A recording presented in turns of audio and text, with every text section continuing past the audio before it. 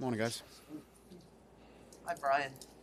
What the Greg Little pickup a couple days ago was the thinking for you and Chris? We need more depth in the offensive line. Here's a guy who can come in and compete, or was it a case of this is a guy maybe we think the challenge to be a starter here? Obviously, I know you've invested in Austin Jackson.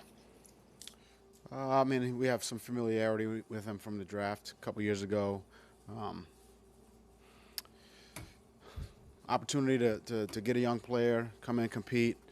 Um, Look, it's a new environment, new locker room. I mean, he's got to learn the playbook. He's got to learn his teammates. He's got to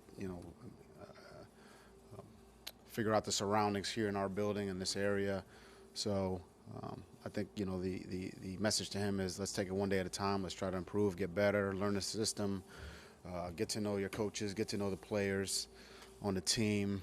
You know, figure out where the bathrooms are, figure out where the meeting rooms are, figure out where like 595 is. I think that's kind of where we're at right now. We'll take it one day at a time and just try to improve, get better, and you know, once we'll coach him up and see where it goes. Um, but we're happy to add Adam. My conversation with him was very good. He's excited to be here and excited for the opportunity to compete. When you evaluated him in college, what are a couple of things he seemed to have going for him? Well, we had a 30 visit with him, so we sat down and talked to him, and um, there was some good rapport there as far as his um, love for the game and passionate about working and getting better. So I think obviously on film he's athletic and has size and was competitive on film. So we're happy to have him. But look, this is a process. Um, and we'll just take it one day at a time and try to improve and get better. Any decision on how you'll manage snaps for the veterans for the penultimate preseason game? Will it be that dress rehearsal? Um, we'll have that meeting's tonight. We're just trying to get through, well, not even get through, but have a good practice today against Atlanta. And, I expect, most guys to play. Um, but that's, as far as how much, who exactly, we'll talk more in depth about that tonight. We've had some, let's call it early conversations about that, but that's a meeting for tonight. Right now, we're just focused on this practice against Atlanta. Arthur Smith said yesterday that he didn't have a great deal of familiarity with you before going into this I guess this off season. From afar, I guess, what were your thoughts on him as a coach, and why was it appealing to have this with him? Yeah, we've gotten to know each other pretty recently from afar. Great deal of respect for him. Um, I think just in meeting with him and having conversations with him over the last few months about these joint practices, I've seen, that he's a guy who's tough, who's smart, who's competitive, who loves to coach, who's team first, who's humble, down to earth, very bright. I think he's an excellent teacher. Watching him out there yesterday, I think he's an excellent teacher, an excellent coach, and there's no.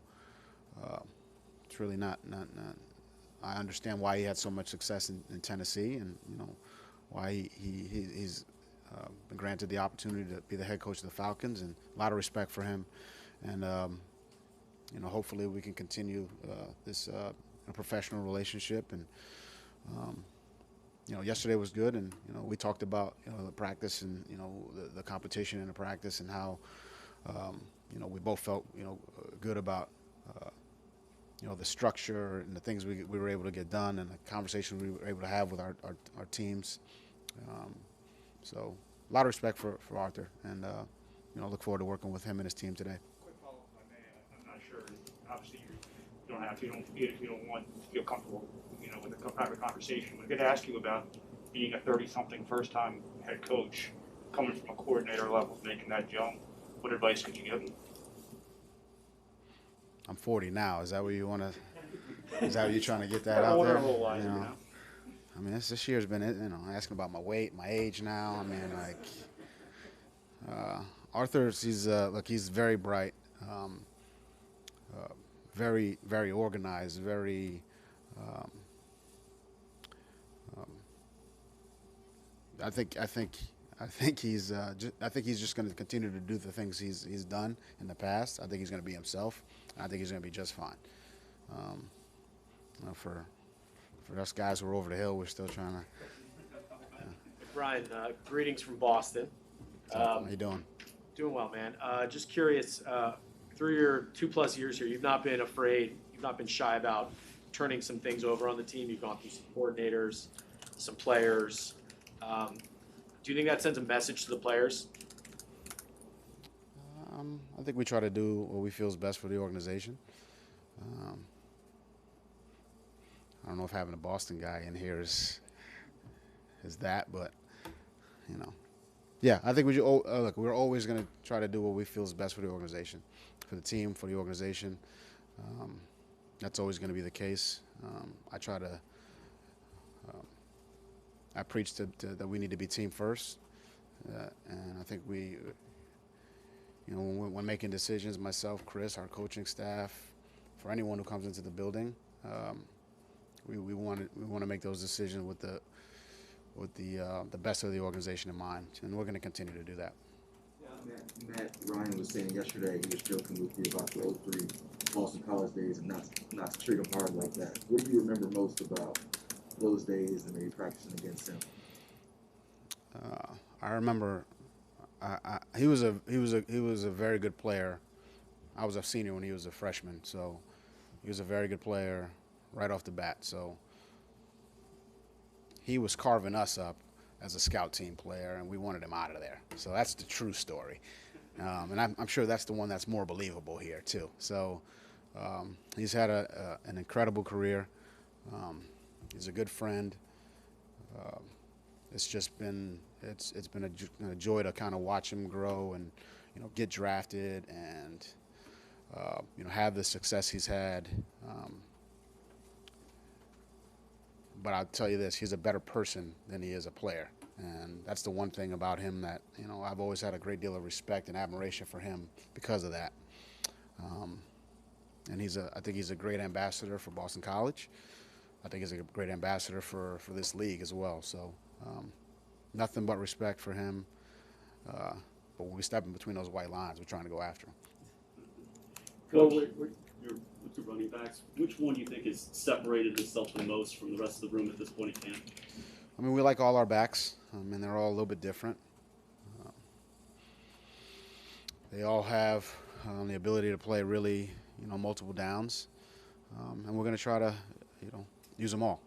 So from Malcolm to Miles to Savon, Patrick Laird's gone in there and done some good things. Scarlett's gone in there. He had a couple good runs last week. Dokes has gone in there and had some good runs. So try to use them all.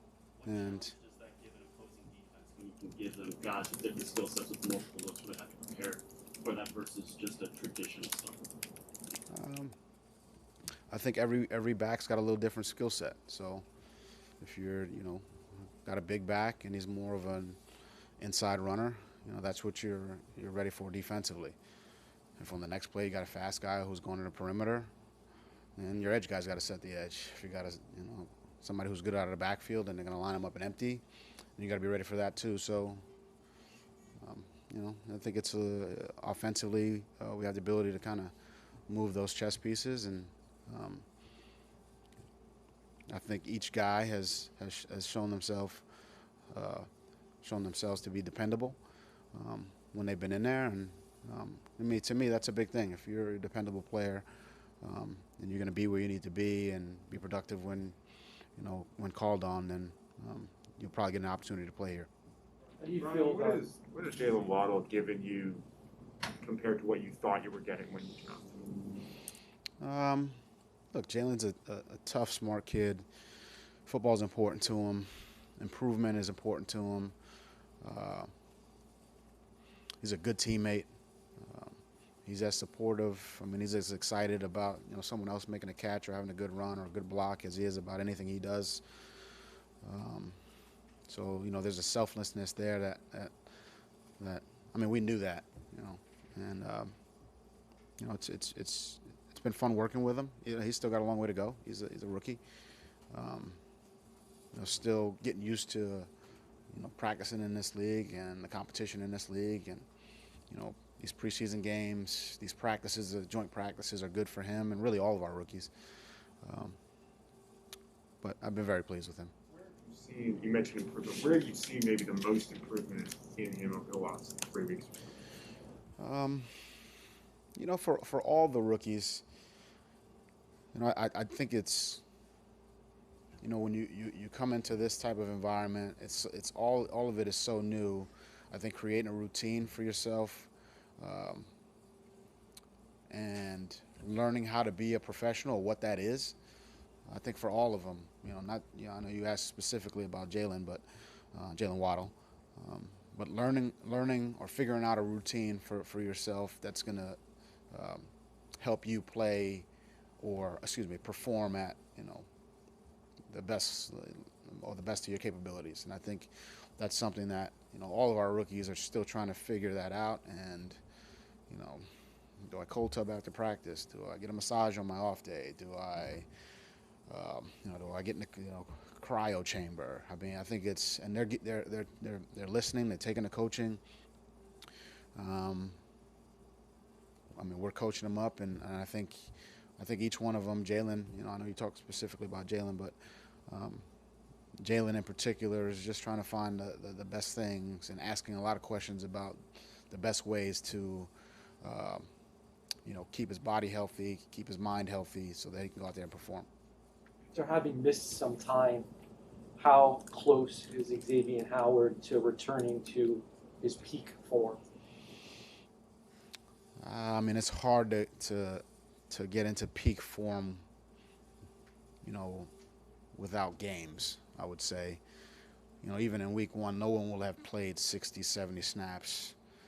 Even if you call a dress rehearsal, let's say if we did that in the preseason, it's not going to be 4 quarters, right?